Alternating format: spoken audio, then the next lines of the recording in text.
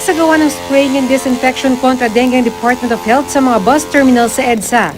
Sa mga sulok at garahe ng mga terminal, pati na sa ilalim ng mga air-conditioned bus at loob ng mga ordinary bus, nag-spray sila ng pamuksa sa lamok. Ayon sa ahensya, pwedeng madala sa Metro Manila ang mga dengue-carrying mosquito mula sa mga probinsya kung saan mataas ang kaso ng sakit. Sa tala ng ahensya mula Enero hanggang July 13, umabot na sa 4,042 ang bilang ng kaso ng dengue sa Metro Manila. Ipinagdiwang ng mga taga-Taguig ang kanilang taunang River Festival sa pamamagitan ng isang regata o karera ng mga bangka. 28 koponan ang lumahok sa paligsahan. Tinatayang nasa 200 kilometro ang tinahak ng mga bangka bago nakarating sa finish line. Ang nagwaging team na One Lambat tumanggap ng 10,000 piso.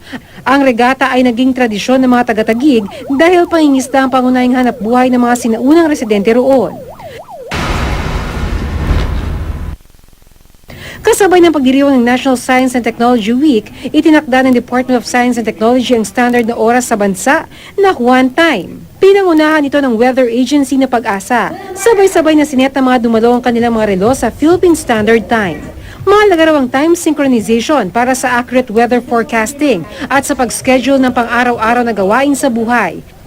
Ang naturang aktibidad ay pagtataguyod ng Philippine Standard Time Law alinsunod sa Republic Act 10535.